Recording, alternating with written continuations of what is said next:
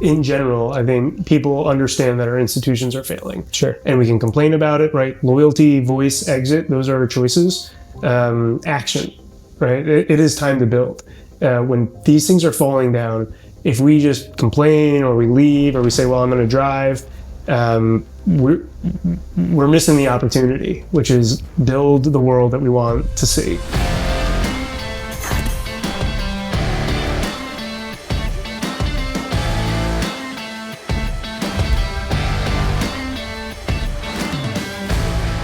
You were just telling us about this story of the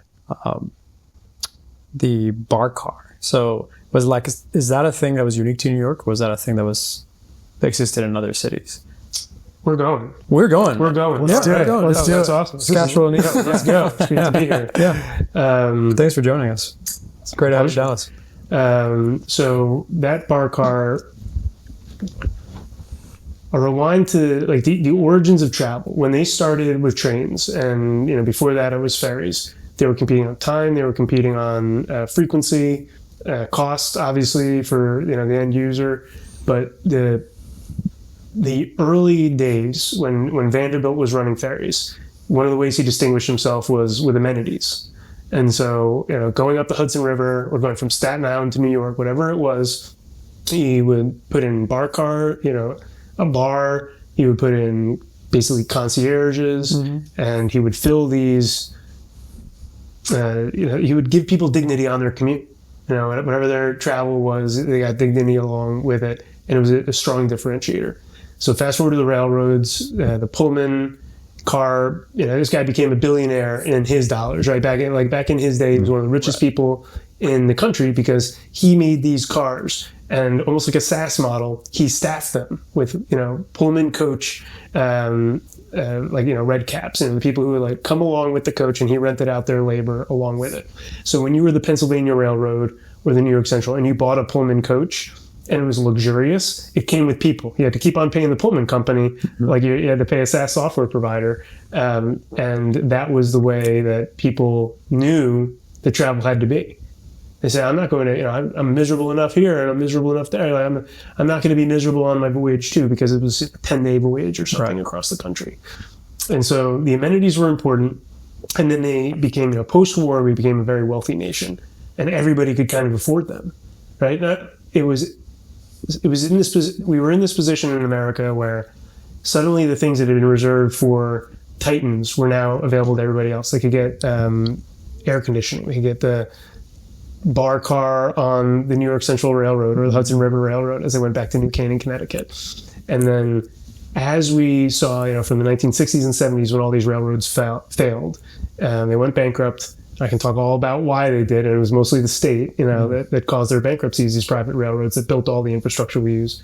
The dignity fell off, right? We said, we're getting you from point A to point B, but we're not going to spend taxpayer dollars on a barcar. And so they kept that barcar in New Canaan, kept another one down the shore in New Jersey, because enough individuals pooled together to buy their own train car and turned it into a little club car that they would attach to the train and pay a lease to the publicly owned railroad. But it's all gone now. If you're buying a train ticket, doesn't matter if you buy the really nice tickets at Yankees games or you go to the really nice restaurants. You can't improve your experience whatsoever, right? So when you get to the commute, it is this great leveler. And that would be great if we were like Britain, where the king can ride the tube and it's wonderful, but it's not, right? Like our system's set up for public transit agencies to provide the lowest common denominator to everybody who wants to participate in public transit. Which is just getting from point A to point B. Point A to point B. As sort of efficiently as possible. Amenities go out the window. Efficiency isn't the word I would use. I guess, efficiency. Yes, exactly. So what's the word you would use? There's no amenities. Think about if the government ran farms, right? Or the government does run schools. Sure. And we don't worry about the schools are not competing to say we are the best school. They're all saying, here's the baseline, here's how much we're falling short of it. And as long as we're not falling short by 10, 20%, then we're not going to lose our jobs. And these kids, they have to come to the school because they live here. They have a monopoly on it. And so it's the same thing, is that they're focused on, here's our baseline. This is the service we say we're going to provide. And as long as we're not falling more than like 10 or 20% short of the service we say we're going to provide, we get to keep our jobs, we get to keep our funding, and they're incentivized to get more funding from the state, not from their customers. Yeah. So before we jump into like all the rest of that story, that's a lot of stuff I want to like dig into. I think hopefully be helpful for people listening to this to know what Boxcar is and what it is that you're doing in that space. So why don't you tell us about Boxcar and what you guys do? Absolutely. So I grew up in suburban New Jersey. I grew up in what I would call like a high trust town. And I watched television, and all I saw on TV were high trust towns. And I saw, Boy Meets World or Home Improvement, whatever it was, neighbors were helping neighbors. You kind of had this community that all looked out for each other. And everybody knew the rules, and they abided by them. And I grew up in Cranford, New Jersey, and that's a very similar town. People would call my mom if I was riding my helmet without a bike. And I moved back to Cranford after 8 years in California, went to UC Berkeley and then the Navy, then 3 years in DC, and I moved back, and we just had our sixth kid. And now people call me when they see, and it's the same people, calling me when my kid's riding without a helmet. Yes. And so like some of these things have stayed the way that they were, but they were built on the back of this incredible growth in the country, economic growth, and now they're kind of teetering, right? So like the suburbs as a model can't exist in a 1% GDP growth environment. So I came back to Cranford, and I looked around, and I saw some of the problems were still there or exacerbated. One of them was you couldn't get a parking permit to park near the train station. My wife was trying to park there. We said, that's fine. We're within walking distance. We don't need a permit. I'll drive you on the icy, snowy days. And meanwhile, there's all these churches and VFWs and American Legions with all this empty parking. So I started Boxcar by renting out their parking spots to commuters. And I said, I'm going to solve this multi-year wait list for parking permits at the train station by, at the same time, giving money to churches, VFWs, synagogues, American Legions. And so I took their parking that they didn't need Monday through Friday. We built an app, and we rented out their parking. We take 25%, so parking spots $6 a day. We get $1.50. The church gets $4.50. That was step one. Step two, the trains were terrible. So we were like, is there even going to be demand for these parking spots that we hitched our wagon to? And in the summer of 2017, the trains, they said, we're diverting trains from Manhattan to Hoboken. So you have to get on another train and then another subway to get to Midtown Manhattan. And I said, okay, well, this is an opportunity, right? This is an opportunity to try something that I've thought of for a long time, which is, can we partner with motor coach operators, use their motor coaches Monday through Thursday, and provide a better commute than people are used to? A more stable commute, a more dignified commute. And it's not going to be for everybody, but it's going to be for those people who maybe, they are everywhere else in their life. They're traveling business class. They're getting better seats at Giant Stadium, whatever it is, but there's no way to upgrade their commute other than going from a $10 trip on the train to a $200 black car, right? There's no middle ground there. Right. There's no, I'm willing to pay 50% more for 50% better experience. And so we launched that, 3 months of that emergency pass, and we kept it going. And we kept one bus. We had 20 riders a day into Manhattan. I said, I think this can work. They love it. It's their best commute. They've got Wi-Fi, power outlets. And for us, it's not a huge cost. We don't have to buy a bus. We don't have to hire a driver. Somebody else manages all of that. And we just got to get to 28 riders a day on a bus, and then we break even on it. So we've gone from one bus with 20 riders to today. This was our best day ever today. And normally July is really slow, but today literally was our best day. And we have 1,400 riders, 38 morning buses, and we'll have another 38 evening buses with another 1,000 plus riders tonight. That's awesome, man. Yeah. So from parking spots to full-on buses. I mean, what's fascinating about Boxcar, and we were chatting about it at lunch and other times, it's just a service that either the government or other players are supposed to provide completely kind of falls off the wayside, and then creates opportunity for private entrepreneurial class to come in and attack it, build a completely new experience. I don't think certainly nobody listening to this pod, but like in general, I think people understand that our institutions are failing. Sure. And we can complain about it, right? Loyalty, voice, exit, those are our choices. Action, right? It is time to build. When these things are falling down, if we just complain or we leave or we say, well, I'm going to drive, we're missing the opportunity, which is build the world that we want to see. A lot of your guests are doing that. That's why I love this podcast so much. That's why I wanted to come here and talk to you guys. So this is exactly the way that we view it. Hey, maybe we're just chicken littles and public transit is going to be fine 5, 10, 20 years from now. I don't think that's the case. But in the event that it is, in the event that it's not, there's nothing to replace it. Nobody's out there building this very arduous, operationally intense, manual company where you're worried about traffic patterns in Manhattan or protests for Gaza springing up on 42nd Street like is tonight, and rerouting buses. Like it's not a fun business for most entrepreneurs unless you really love it. Yeah. It's what's funny is you're dealing with reality really quickly by running a kind of a transportation, like optimized transportation company where running into bureaucracy, policy. We'll talk. I'm sure we'll get into the surge pricing stuff. Doing it on hard mode. Doing it on hard mode in New York City, in Indianapolis. Exactly. So how did you early on when you did parking lots and then you had the one bus? How did word start spreading to other folks that made you think like, okay, we should get 2 buses and then 5 and then 10 and whatever. Yeah. So during that summer of hell is what it was called by, the New Jersey area, the summer of hell where the trains they stopped going to New York. There were 2 other companies that did this on the same exact train lines as us. They were funded with millions of dollars of VC money, Skedaddle, Our Bus, and they were basically pricing tickets lower than us, more bus frequency than us. And they had everything that we didn't have. We're like, is this going to work? And we just showed up and we rode the bus. We talked to passengers. We met them on the train station platforms. We met them in New York City, when they were waiting for trains.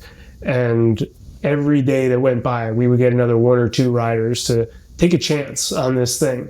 Because why would they? They're saying in their heads, "Hey, I moved to this town because it has a train. I bought a $2 million house in this town. Why am I going to get on a bus?" And some of them are going to say, buses are for poor people. Come on, I work at JP Morgan. I make, $750 a year. Why would I get on a bus?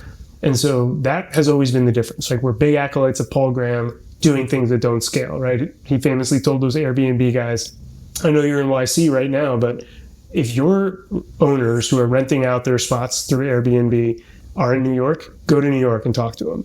And so we just took him on his word, right? That this was going to be the way to go. So we kept on meeting with them. And, literally like one morning, I remember I would wake up every morning at 5 a.m., get to that train station, talk to people. And then one morning the trains went down and it was, we had a bus going to where they worked. And so that morning we went from 20 people on that bus to all 56 seats sold out and people who couldn't get on. And that next day, after everybody experienced it, we had 50 people on that bus. Yeah. Just the stickiness, the return. Right. Yeah. Habits are like a headwind. They're really hard to change. Right. So, we are so driven by our habits as humans, and more so than we think. But as soon as they change, they're a tailwind because they're sticky. They're the things that you keep on doing. So, we've been benefited by, some hiccups in our competition, whether it's, the tunnels for driving, hitting a capacity that is taking drivers a long time, whereas we get these bus lanes that just zip right through, or trains going down and people having to try us out of necessity and saying, why am I not spending a little bit more every day for a better commute? Mm-hmm. What did that initial customer acquisition look like for you guys? You said you're just going out and talking to people? I had flyers. Here's our time. Here's how you download the app. Where would you meet them? At the train station? At the train station. Okay. Right. As they're waiting for the train, you're like, hey, there's a better alternative. Exactly. Right. And it was, even then, we didn't have return buses. So they were still taking the train back to their car. Okay, interesting. And even today, we have 88% capacity utilization in the mornings. We have 57% in the evenings. It's a lot faster in the mornings. People have predictable schedules, but 30% of that of our riders are essentially taking the train home right now. Is it because they stay longer at work or grab drinks they gotta after? leave early for their kids' sure. Dance recital today, and then they're going out for drinks the next day, whatever that is. But that's how we have found success is utilizing these existing transit networks and kind of, making sure that even if we only provide this occasional bespoke service, some of our lines, we only have 2 buses in the morning on those lines. We have 6 lines total. And then the most mature ones, the one where we had that 1 bus in 2017, we have 12 morning buses and we have 10 evening buses. So there people can use this in the morning and the evening. They know that we have reliable service with high frequency the whole day. Yeah, that's fascinating. I mean, the appetite also, so many cultural things sort of collapsing into one opportunity here. I think from the customer perspective, it's the need for, and we all feel it, like you said earlier, with even at the cultural sense, the institutions failing and such, just the need for reliable things. Like we want, your flight last night was delayed, 8 hours first, and then the next one was delayed 3 hours. And Josh and I have been flying a lot in the last couple months, and it's rare now when a flight doesn't get delayed. You almost have to price it into your schedule and whatnot. Just things don't work. I mean, the whole, Trump assassination attempt over the weekend, it's like the debate is like, was it malice or was it just pure total incompetence? Like just security doesn't work anymore and guys can just waltz in and take a shot at the former president. And the growing demand and appetite from just average normal people for things that work, things that won't collapse while they're using them or,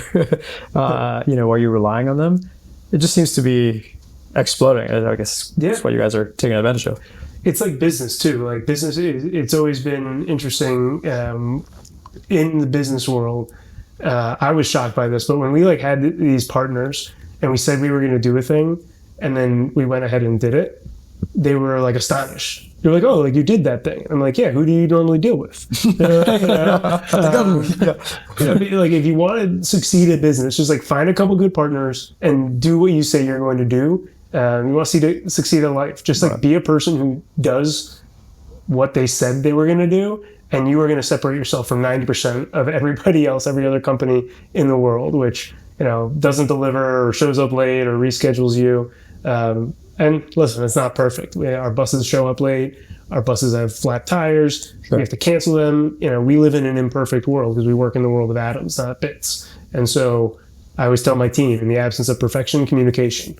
And if you are stuck on a bus that suddenly is on the side of the highway, you are getting text messages every 5 minutes about the solution. Here's the GPS location of the bus that's going to come pick you up and you're going to transfer to. We're incredibly sorry. If a bus is running 2 minutes late for its pickup in the morning, you are getting a text message from us saying, "We're sorry, the bus is running 2 minutes late." So, you have the opportunity to plan around that. Whereas if things just don't show up and, some of our competitors, things just don't show up and people don't know about it.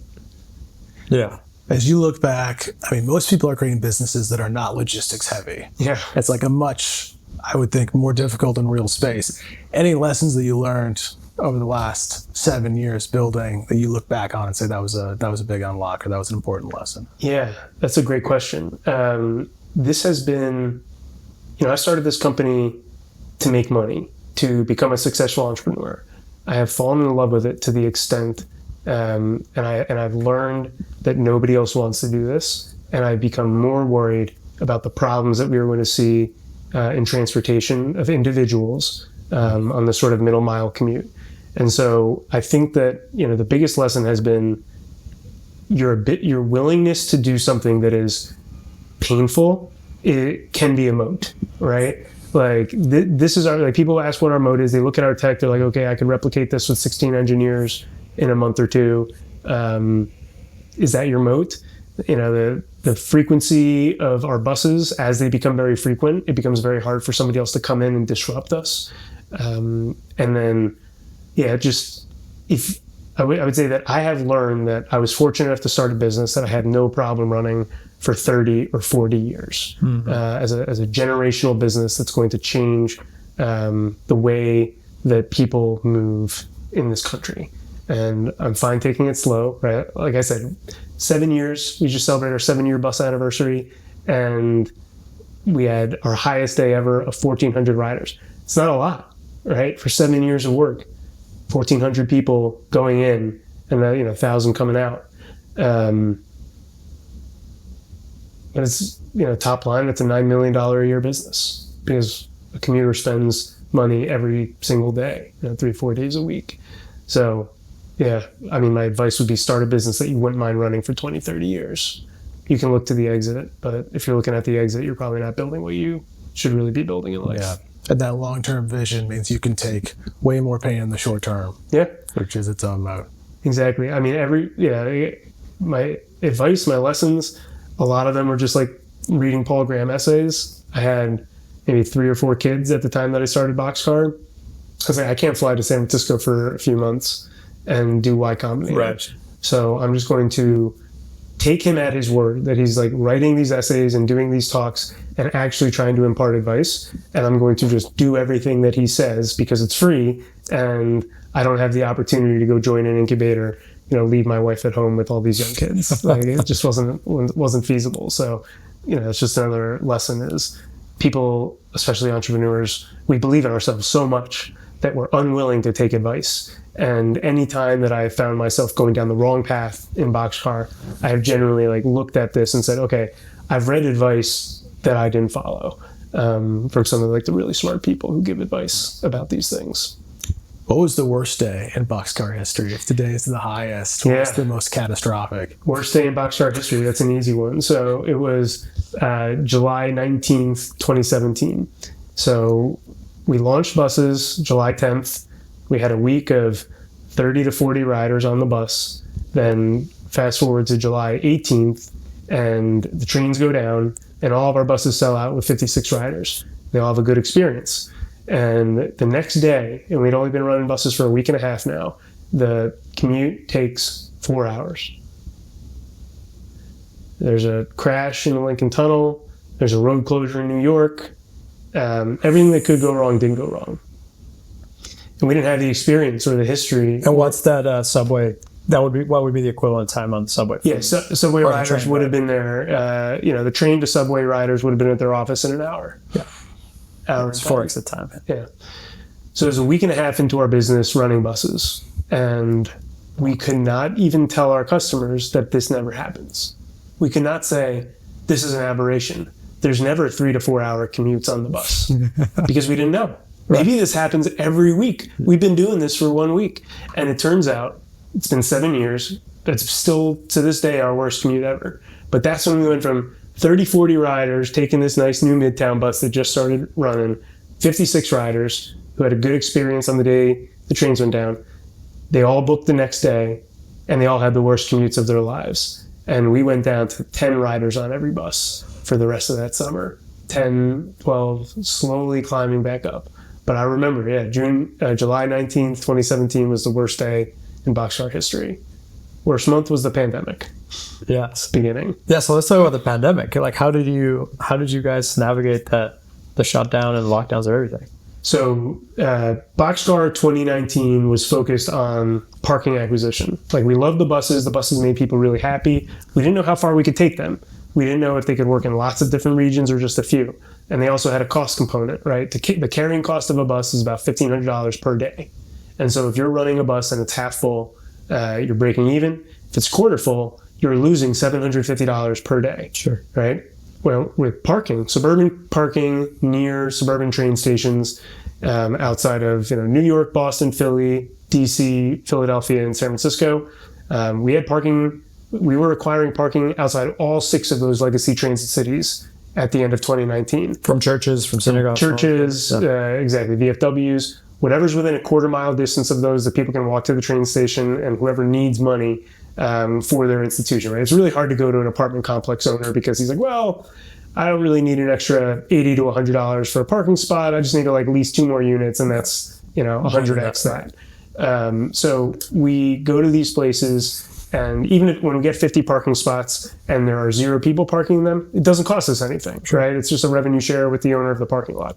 So we said, even though these buses, we're in love with them, we think they work really well in a lot of places, we're going to focus on this parking because we know these 320 towns where we can onboard 50 to 100 spots. And, this might take 3-4 years, but we can get to a $20 million a year company, $5 million net, our revenue share. And we can do this all with a $2 million OPEX annually, have a really profitable company. Then we get to have all the fun that we want in the world with buses, and we'll go buy some helicopters, or we'll do all these other fun Joe ideas. Right. But in the meantime, let's stay disciplined. Let's just get this thing cash flowing great. And so that's what we did. We really made that decision like mid 2018.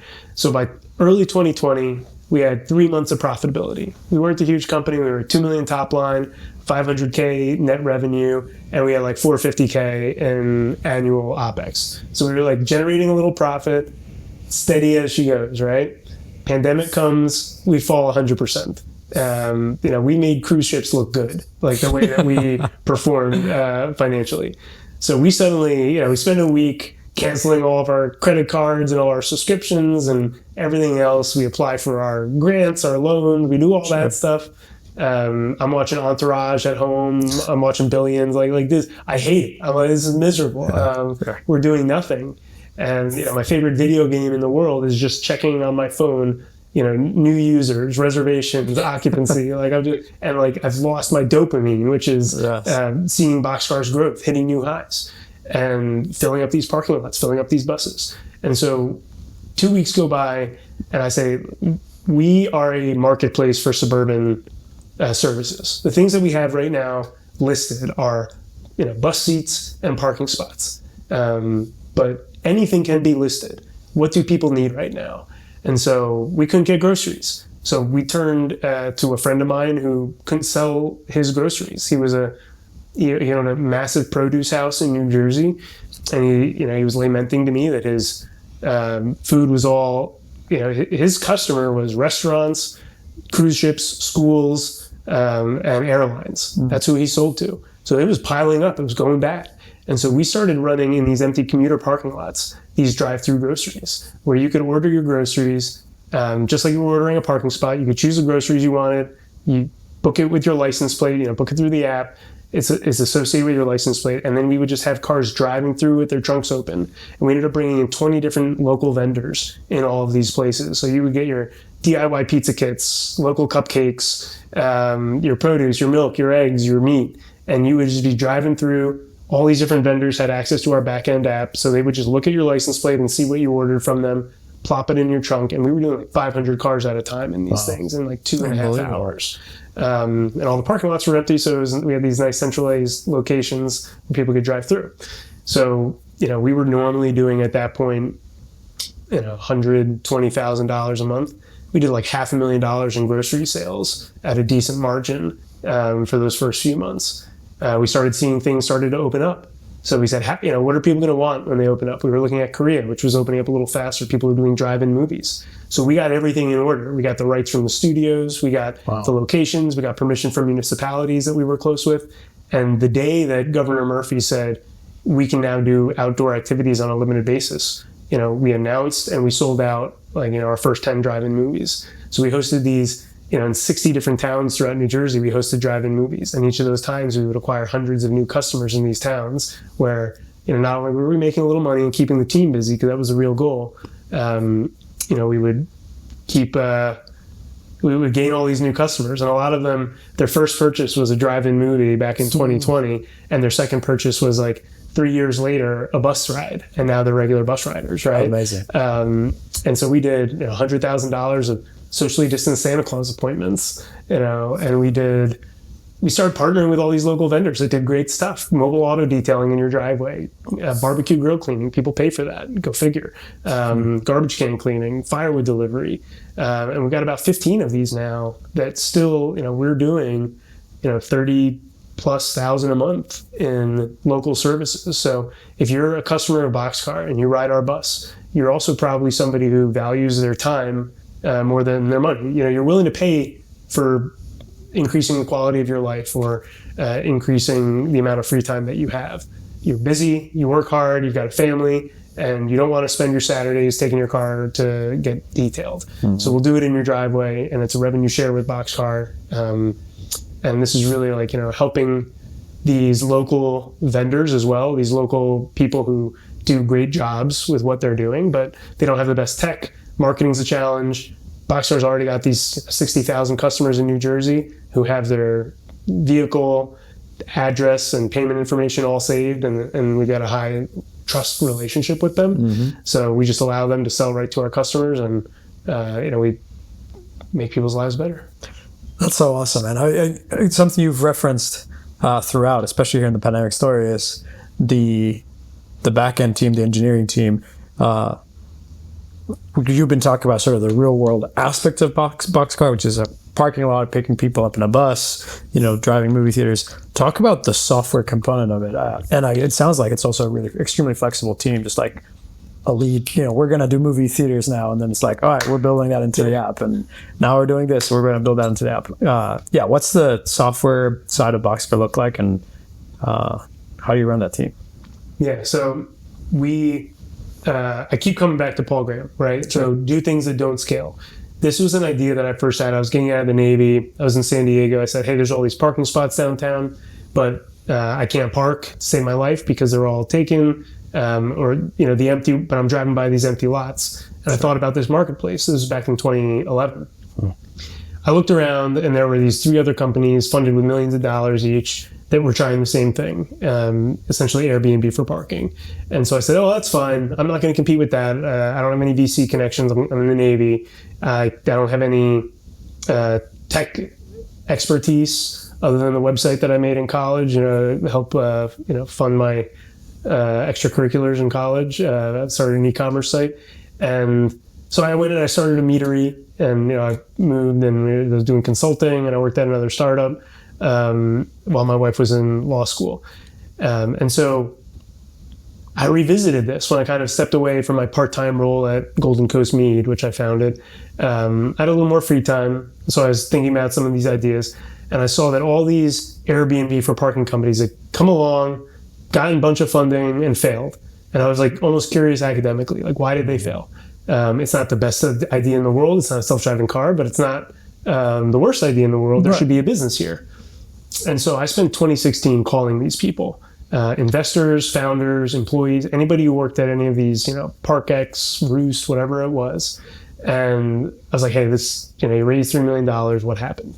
And they built this, basically raised $3 million, built an amazing tech stack that would, algorithmically match people with parking spots and, allow reviews and profile photos and all these, like fun things. And they never really developed the marketplace. So I said, okay, if this is going to work, it's going to have to be the marketplace first before I build an ounce of tech. And so my first parking spot on the Boxcar platform was my driveway, about a quarter mile from Cranford train station. And I handed out flyers with an email. Guy booked it, he emailed, and I took his credit card over the phone, entered into the Stripe backend, and he parked in your driveway. He parked in my driveway. That's the awesome. toughest part of that sale was my wife. Convincing my wife, right? Some random guy's just gonna park. Hey, hold on here. This is an extra $2 a day, but it could turn into more, I promise. So, I did that, and then I partnered with a church one town over, and they had 20 spots for me, and I took those and I put them into a Google Sheet, and I said, all right, I handed out flyers again at the train station. I waited in the evenings. People were all queued up in a line, waiting for their husband or wife to get off the train, and I would sell to those people. I would say, do you really want to do this pickup anymore? Well, no, I don't, but I don't have a parking spot. My husband doesn't have a parking spot. Well, there's one right in the church right across the street. Email this person and they'll take care of you. And it was me, of course. Email our team. Email our team, right? I think Melody at boxcar.com was the email. I created a fake person. Nice. This is Melody. I'm happy to help you. And so, they would email, and I would have this Google Sheet, and I would just keep on building it with all the new spots I got. And we got back to $2,000 a week in sales with a Google Sheet. This is back to Paul Graham, do things that don't scale. And you're just assigning, like, who called me, who emailed me. Yep, exactly. I Parking slot. have to charge this person's card $16 because they're doing 4 spots, 4 days at $4 each, and manually building it up. So then I was able to convince Dan Kelly, who's my CTO today. We were both on the side of the soccer field watching our kids pick dandelions rather than in lamenting that they wouldn't participate in the soccer. And so, he said, of course, everybody's got an idea, Joe. All right, cool. Give me 6 months. So 6 months later, I came back and I had $2,000 a week in sales with a Google Sheet. Right. And he said, okay, this is actually pretty exciting. So we built the most dead simple app in the world, right? Like you could create an account, you could reserve parking. That's it. Replace you with an app, right? Replace 90% of what I'm doing manually with an app. Mm-hmm. And you couldn't cancel your parking. You couldn't modify your parking. That was it. And so Fast forward, a few weeks later, okay, we're getting, 50 cancellation requests a week. Let's build in a feature to cancel our parking spots. Then we don't have to deal with those. And that has always been the way that we develop, right? I don't know if there's a word for that, but it is every time we launch a new feature, it's solving a problem. It's not like, hey, I think this feature Crazy. Yeah. No, it sounds amazing because so much we've all been part of teams that don't work that way. And just general VC bloat. Large companies don't innovate that way. They're just, here's a new feature. Oh, who asked for this? It's good for KPIs. It's good for. So our last feature release, our last major one, about 3 months ago, was like fleet tracking, and this was we always had a map from the bus companies where we could track buses, GPS, and we could see where they were, what their speed was, and we always had to divine, like, is this bus going to make it on time? And that was fine when we had 5-10 bus runs a day, right? Now we've got 70 bus runs a day. So it's too much for that one person who's like standing watch from 5 a.m. to 9 a.m. or from 3 p.m. to 8 p.m., which is what we do. We always have somebody on watch in case a bus is running late or something happens where customers need to be communicated with.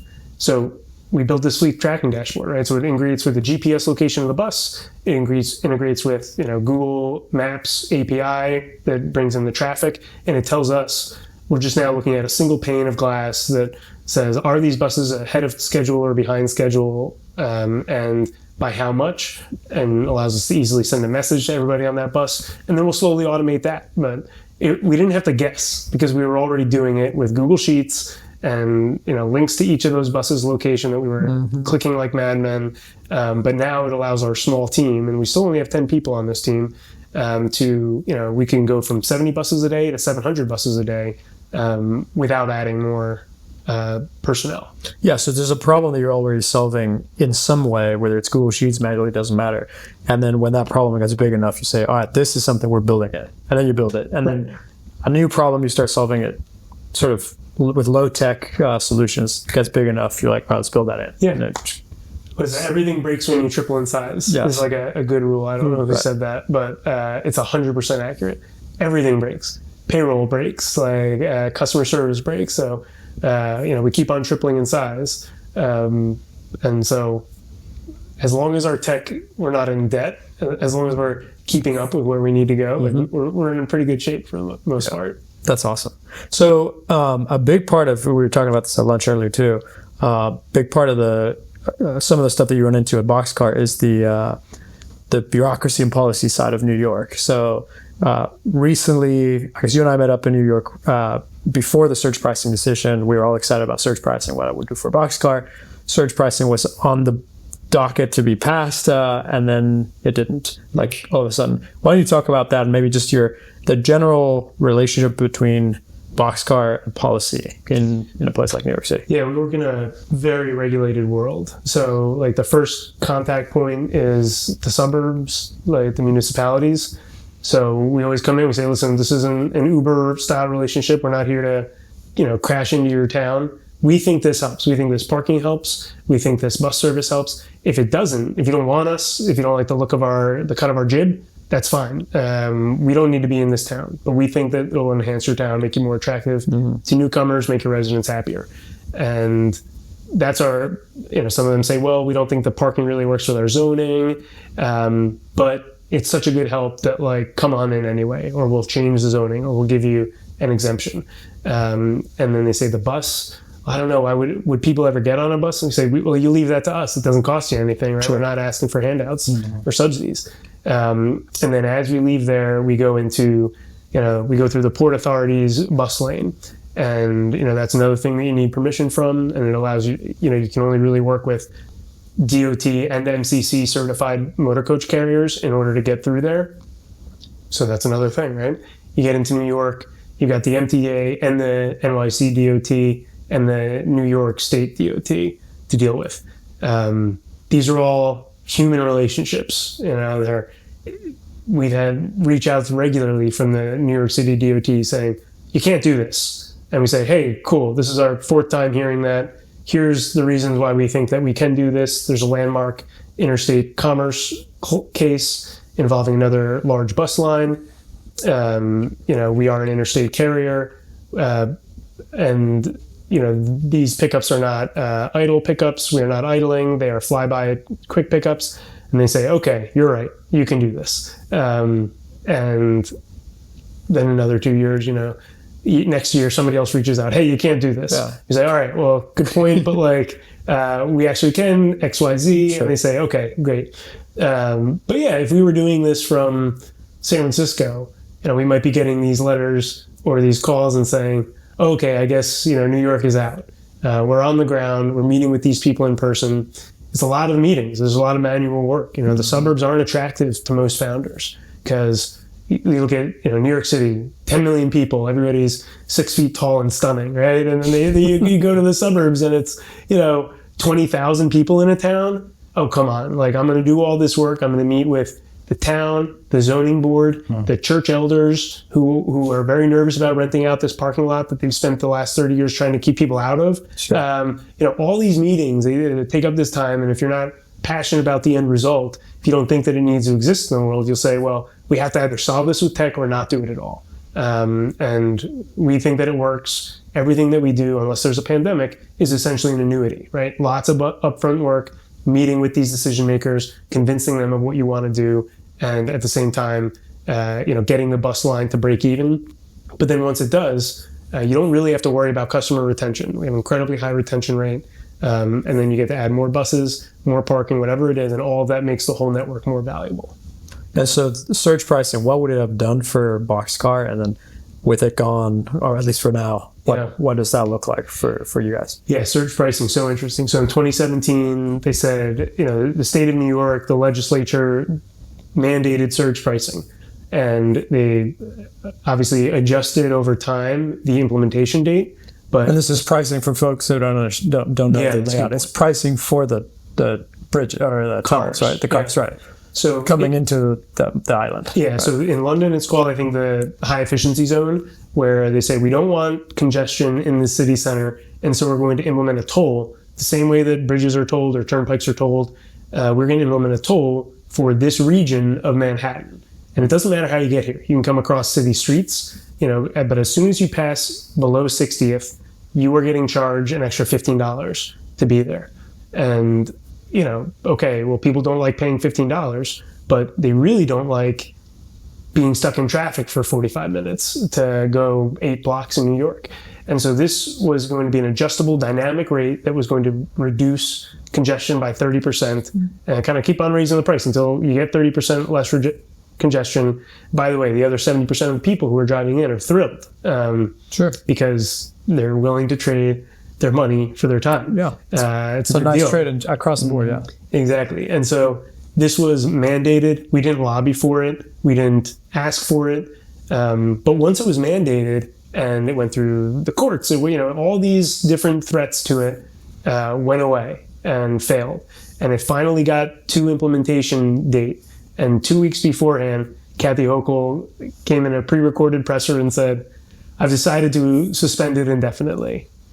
So we don't know what that means. We're guessing that it means the day after the election this year, but we don't know what suspended indefinitely means.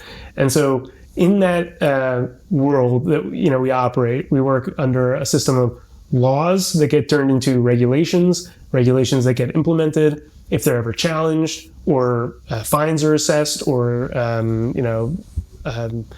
cease and desist letters are issues, there's a court system to resolve that. These are all rules, and that's how it's supposed to work. So a few days after the congestion pricing flip-flop, I had an op-ed in the Wall Street Journal, and I wasn't complaining. I wasn't saying, hey, wouldn't you just give me a better deal than we're getting now? Because I didn't ask for it, but it was, the gist of it was, wouldn't you tell us the rules? We can invest, we can grow our business in a bad environment. We've shown that. We can grow it in a neutral environment. We've shown that. We can grow it in a good environment, obviously, but we can't grow it in a chaotic environment where the rules, the very foundation of what we are doing, is changing on a daily basis beneath our feet. It makes us incredibly reticent to invest in our business, to invest in New York, if we think that tomorrow the rules can just get changed on one person's whim. It's so interesting. It's similar. I mean, different industry, obviously, but similar to a lot of the stuff that the crypto guys or crypto startups are going through with the SEC and the FDIC, where they're in their case, it's there's no guidance being given to them, which creates this chaotic environment where you just don't know what the rules are. But without any guidance, they're still getting sued. They're getting Welsh notices from the SEC and stuff. So it's like, we won't tell you the rules. We'll create chaos. And by the way, you're breaking the rules. You're like, well, what are the rules? We don't know, but you're breaking them. You're breaking them. You know? Exactly. That was my job before this. Consumers research. I ran, about half of our time was from 2013 to 2016 dedicated to interfacing with legislators and regulators down in DC about crypto. Oh, interesting. I didn't realize that's exactly that was the piece that you... That was specifically it. Okay. Their Coin Center does the best job, sure, of course. But we were, from a consumer's perspective, we were saying, here's a new thing. And a lot of it, we would also, advocate on behalf of things like ride sharing or Airbnb style, sharing economy stuff. And our main mission was, there's all these new things coming. Do not dismiss them out of hand without considering the benefit to consumers. And so we kind of covered that consumer aspect of crypto, which is, this has a chance to give people more freedom, to give people more control, and to prevent bad actors from messing with people. Like, hey, listen, these are early days. It was 2013 to 2016. The infrastructure isn't really in place to give them the protection against chargebacks that Visa offers. But here's how that would work in the future and be guaranteed, by multi-sig transactions and things like that.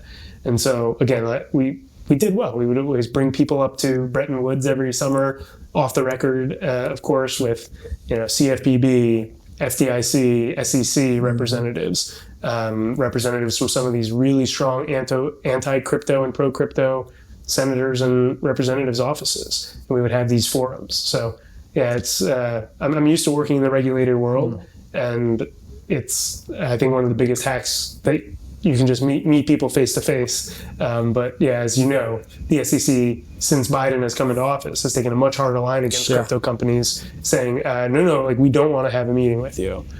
We don't want to hear what you're doing. We want to put our fingers in our ear until it's time for us to pretend to be surprised that you're doing this, even though you've informed us about it, and then issue you a Wells notice. Yeah, on the so I was listening to the Mark Andreessen and Ben Horowitz podcast on essentially why they're supporting Trump from a little tech agenda perspective this morning, and they mentioned that the SEC and not the SEC, they've been doing a lot of work there lobbying, but Elizabeth Warren, the Biden White House, President Biden himself, have refused to meet with them. There's a bunch of other bipartisan guys, and gals on both sides, congressmen and senator, whatnot, meeting with them, fine. But there's a handful of people who just flat out refuse, say, no, we will not meet with you. Yeah. And that's just the world. Plausible deniability. Yeah, exactly. We had no idea these guys were doing that. Sorry. Because we never talked to them. We're shocked. There's gambling at Sam's. Yeah. For transportation, what do you think is the ideal balance between private and public, subsidized?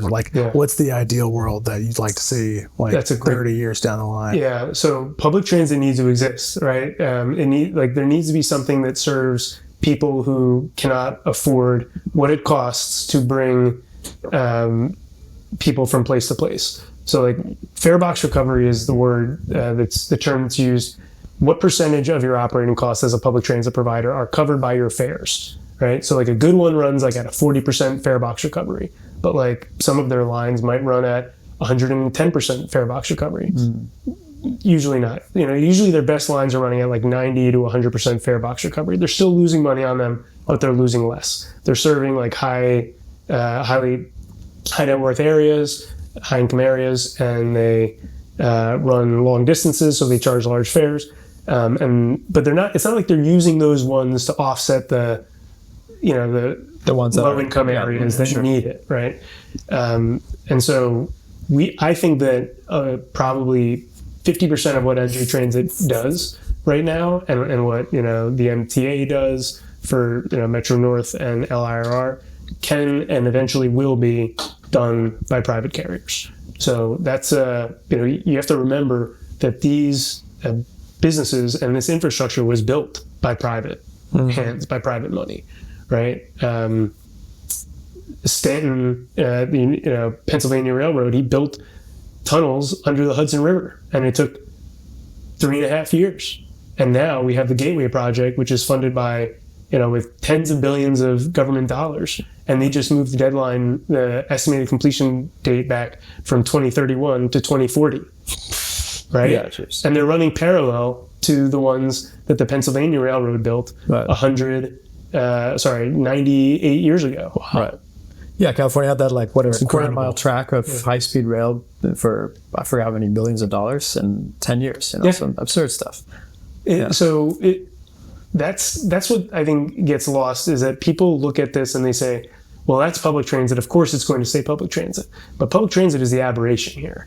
America can't do what Sweden does, where it's like, okay, we're running the railroads for the country. We can kind of get our hands all around the Sweden stuff. No, we've got 50 states. That's not how it works here. We've got 3,000 miles. It's not going to work. So when it comes to, building and things having been built, all of these railroad rights were acquired. All these bridges were built. Lines were electrified when that came about as a new technology.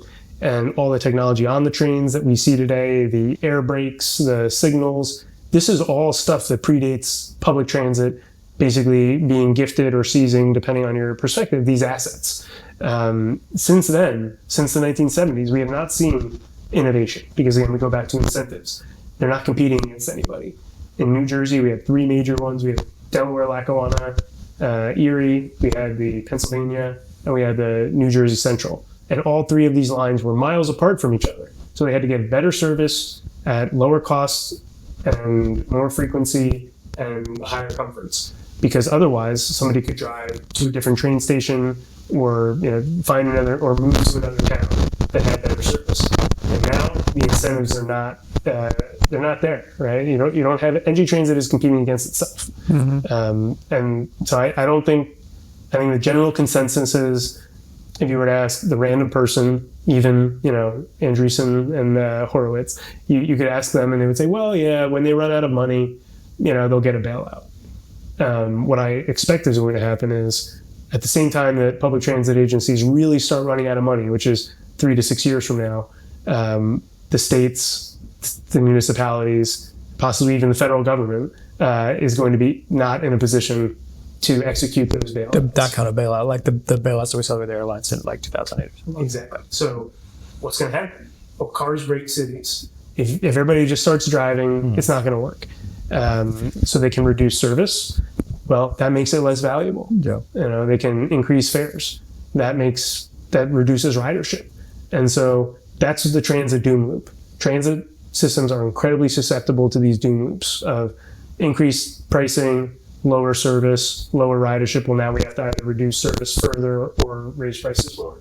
So we're really building this. We're building it in New Jersey right now, but all the tech that we're building on the back end means that if something should arise in Boston or DC or Chicago where a crisis occurs, the technology that we have, which again, we've never been a tech first company, but should be able to get leveraged by private carriers, by people with 14 passenger vans, by people running carpools, to match on the Boxcar and platform. coordinate all on the Boxcar platform. Nice. Do you envision other types of transportation where a Boxcar-like play would be feasible, and then is that sort of in the cards for you guys to take on, like ferries, airplanes? Yeah, absolutely. So we are acquiring customers and we're servicing their needs, building trust, all along these suburban corridors outside of these legacy transit cities. And so we are technology agnostic. We're never going to invent a self-driving car, but if they come around, if eVTOL takes off, right, in a big way, and it becomes affordable, and say Trump gets elected, and somebody who's favorable towards innovation is running the FAA and says, yes, start doing electric air taxis the way they do in Dubai. Sure. If that comes along, we've got this platform where we should be able to say, by the end of next year, you want your platform, your new technology, you think you've got a good idea for a ferry, or electronic vertical takeoff and landing commuter service. Well, we've got these 300,000 people in suburban New Jersey, Connecticut, and New York.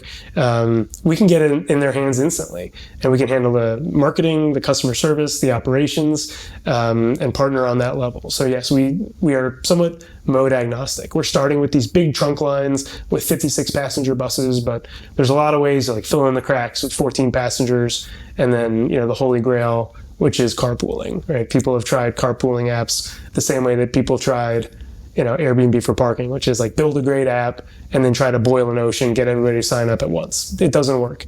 But if we start manually matching people into carpools, and then it becomes a little bit more fluid, a little bit more dynamic, eventually that does become a platform.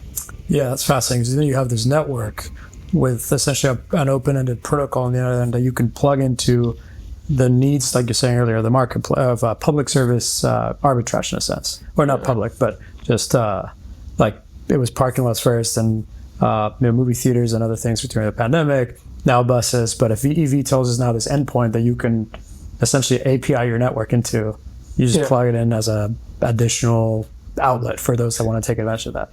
Yeah, and then the true platform play is, sharing economy was supposed to change the way that everybody drove, lived, worked. People were supposed to leave their $7 million beach house and immediately put it out on Airbnb, or every time they get in their car, turn on their Uber driver app and make a little extra money on the side. And it obviously didn't work out that way, right? You have professional Airbnb landlords and you have professional Uber and Lyft drivers. And I think what we have in Boxcar is this thing I call like a cloud community, right? So we have these people, even though they're in different towns, they have very similar characteristics. They're working similar jobs. They have very similar home lives. They want to be the best employee, the best father, mother, husband, wife that they can.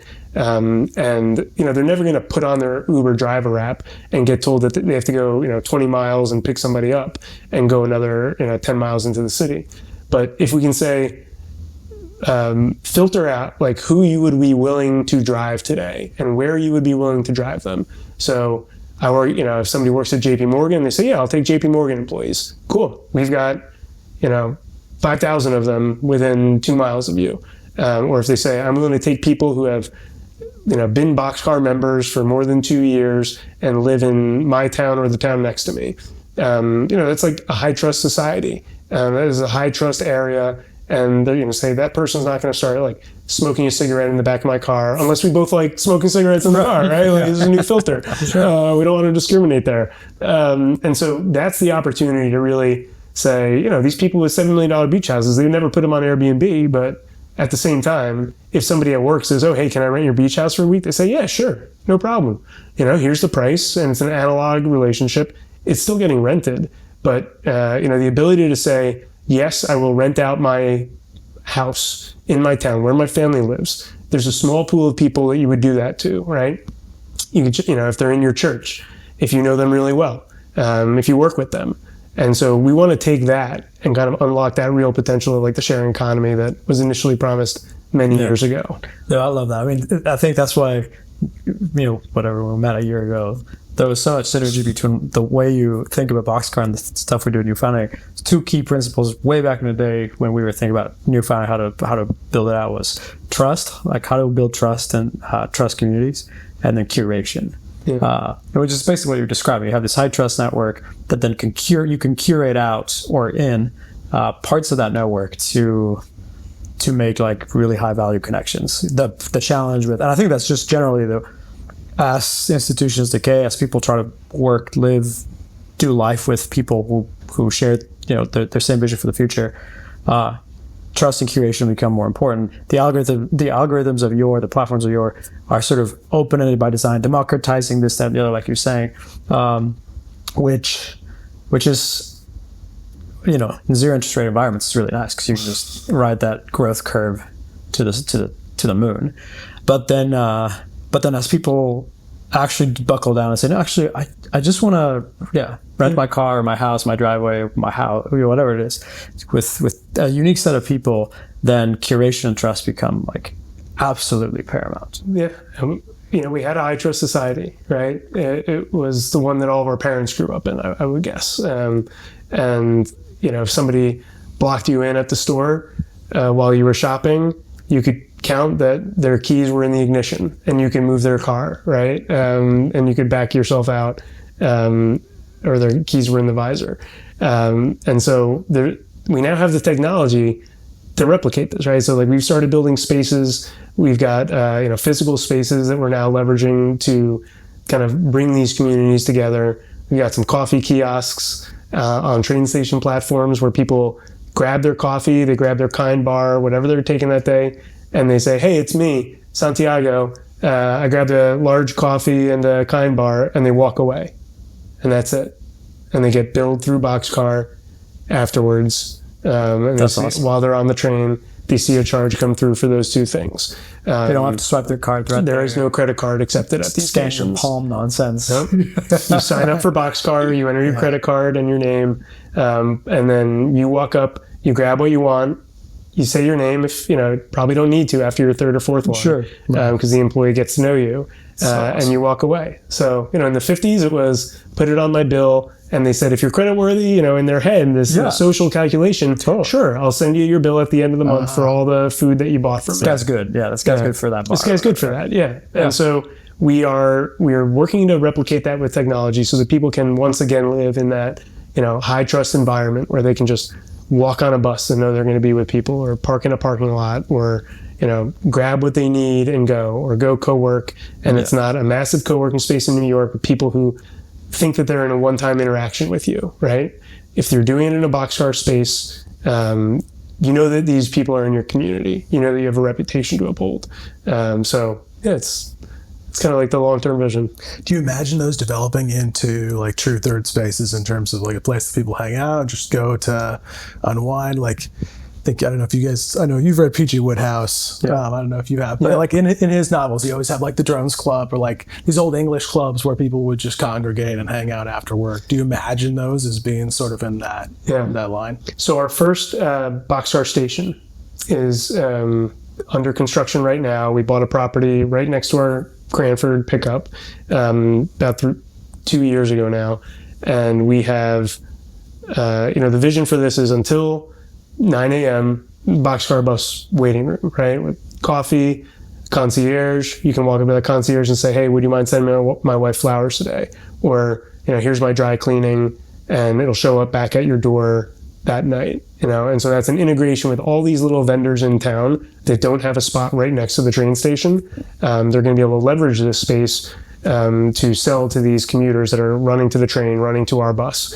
And at the same time, then it turns into co-working, 9 o'clock till 3, 4 o'clock, right? But you can still get coffee, you can still order food. And then in the evenings, social. So not an expensive, exclusive club like, New York, where people are paying $10,000 a month for these exclusive places, but exclusive in the sense that you kind of have to be a resident in good standing, be a Boxcar member, be in here in this space, co-working, and then hanging out in the evenings. Just again, partner with local restaurants. We're just putting in a small catering kitchen. We're not going to put in a full service kitchen, but we're going to bring in different restaurants each night, buffet style, $10 a head. You can feed you, your wife, your 3 kids for $50, putting in a game room downstairs so the kids can run around downstairs. The families of all these Boxcar drivers get to know each other. Exactly. So they get like free to play video games, arcade games, ping pong in the basement. Your kids are safe down there. Rentable wine and beer lockers, so you can keep your stuff there, hang out with your significant other while your kids are safe downstairs. And yes, we want to make it like a true third space. Nice. Again, it's been tried a lot. I think we're positioned with our 70,000 customers, and in some of these towns we have 3/4 of the town with a Boxcar account, right? So this is the opportunity to really like curate that space and build the trust. And if it works in Cranford, we've got 25 other towns where we provide bus service. We'll be looking for spaces there too. Yeah, that's sweet. I was going to ask, are there any other cities in the U.S.? Manhattan is so unique in its shapes and regulatory layers and such. Are there any other cities in the U.S. where you think a similar play might be in order in the future? Yeah. So there's these 6 cities that I mentioned earlier. They're Boston, D.C., Philly, New York, San Francisco, and Chicago. These cities they're called legacy transit cities, and maybe just by me, I don't know. But they built their networks to get in and out of those cities before the mass production of the car, right? And so what that means is that they built these rail networks through basically nowhere, right? Because like the purpose of that rail network was to get from New York to Scranton, but it went through all these other little towns or farmlands, and they put in train stations every 2 miles. And then, around that train station eventually built a core commercial, civic, transit, and residential area that's very dense. And then outside of that, in the 1 mile periphery, is single family homes. And so those 6 cities all have the same characteristics, and the cities themselves have also undergone these changes where it used to be the only jobs were like right where the train station was, but now the jobs have shifted. They're at other places like South Boston. Like it's very easy to get a South Street station in Boston, but it's very hard to get to Cambridge. Now there's a ton of jobs in Cambridge, and it's very hard to get to like South Boston, but now there's a ton of jobs down there. And so what we're selling is that 1-seat ride where you get on in your town. It's comparable time-wise, but you've got Wi-Fi, power outlets, predictability, and you get off, 1 block from your office or right outside. And so those cities are the ones where I would view us being like a corporate owner of, like, we would be like sending our employees to set up the routes, taking the risk on the buses, filling them up the same way that we filled up in New Jersey. And then all the other cities, Nashville, right? It's a great opportunity for somebody who has extra buses lying around, who thinks this would work, to kind of leverage our platform, revenue share, dedicated marketing spend by Boxcar, and like really try to make that work in like Nashville, Charleston, other places. And then there's like some like really large cities that aren't legacy transit, like Atlanta or Dallas, where they're obviously huge, where there might be some hybrid model there. But I think this works a lot of places. That makes sense. I get it, because the 2 key ingredients being high trust and curation. What that ultimately produces is loyalty, and I guess from a customer perspective, that's what everybody wants: something that's dependable, it's going to run. On that note, are there any like standout customer stories of people that? I mean, this is the kind of thing that you've been a rider for multiple years. In a case, I could imagine myself looking back and be like, my life would be different without Boxcar. Yeah. 10 a day.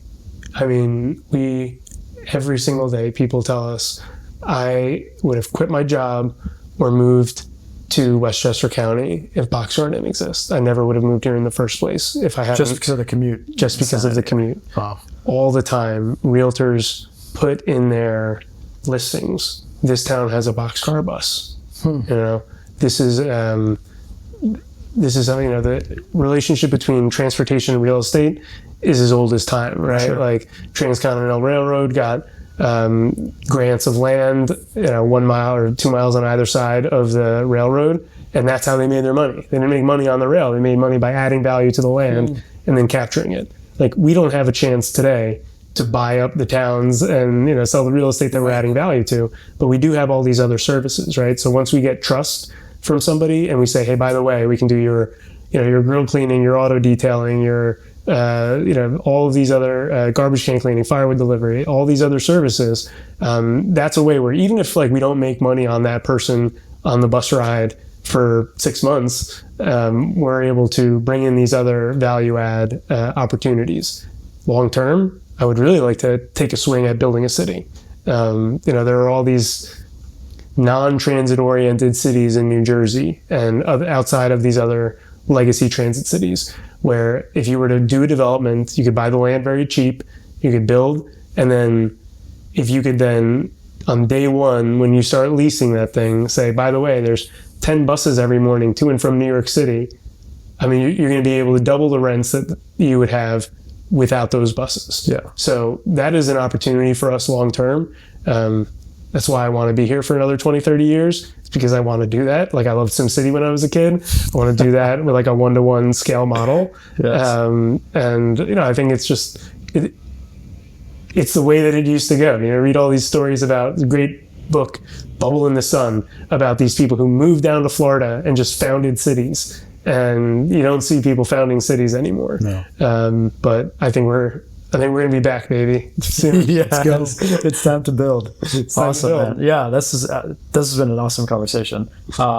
If people who are listening to this are in the area, where should they go to sign up for Boxcar and all that jazz? So boxcar.com, that was 4 years of negotiating that domain name. Yeah, but there's a good story there.